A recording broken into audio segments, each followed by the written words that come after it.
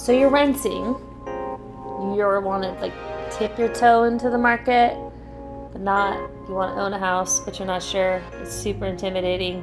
It's a little bit overwhelming. All those things. Don't know where to start because it is super intimidating, right? Sure. So you are making money, you have money saved, but it's not for $1 million house because that's what the average you're normal. Right, and that's what the average home price is in Orange County now.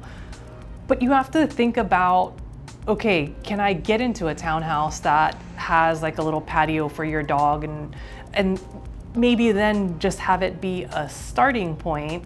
Everybody says you always have to buy your forever home. No, like you don't have to do that because if you're paying $3,000 in rent, what does $3,000 look like for a mortgage, right?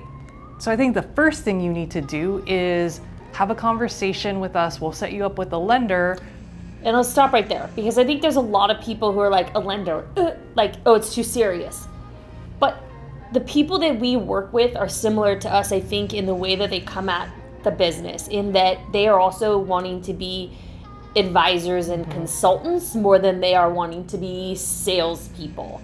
So I think that is the pushback we get sometimes, like, oh, it's too serious, like I'm not there yet. They're gonna pull my credit. It's gonna affect my credit score. But it can be as much as a 20-minute conversation, and you don't necessarily, unless you want hard facts, you don't need to give them all of your information. They don't need to pull your credit.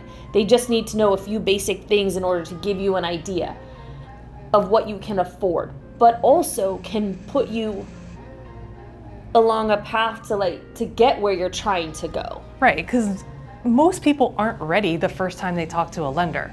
But if you talk to a lender now and you are filing your taxes in a way that maybe is not so beneficial for you buying a home in a year, they can help point you in that right direction. They can say, okay, here's what your debt is. You need to start paying this down so that you can qualify for this.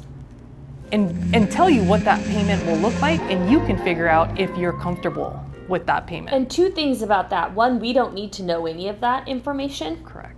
We don't need to know any of your personal information. I mean, of course, unless you want us to know, but we are not privy to your tax return. We are not privy to any of that information. That will only be your lender.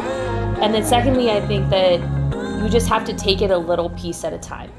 It's just like anything. It seems overwhelming, and then you just don't even deal with it, and then you just keep on making your landlord wealthy. Because that's what $3,000 a month is helping him with his retirement portfolio. Right. That's what's happening right now. Right.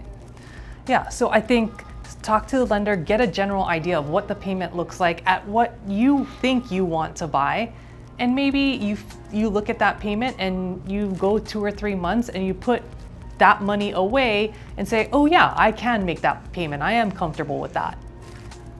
And I know that this is not what people like to hear, but it's not going to be perfect. Yeah. And it's okay. And it's not forever. And we won't talk about where Sharice has lived over the course of the last 20 years. But now she lives in a darling neighborhood, right? Like she didn't start out. No, I backed to the 22 freeway, I backed to the 55 freeway. It was all terrible, but it's gotten me like. So I think you have to keep in mind big picture. I'm not living here forever. I'm literally not living here forever. So that then you can allow yourself the grace to just see it for what it actually is. Right. 5 years and you're not making your landlord rich. That's all.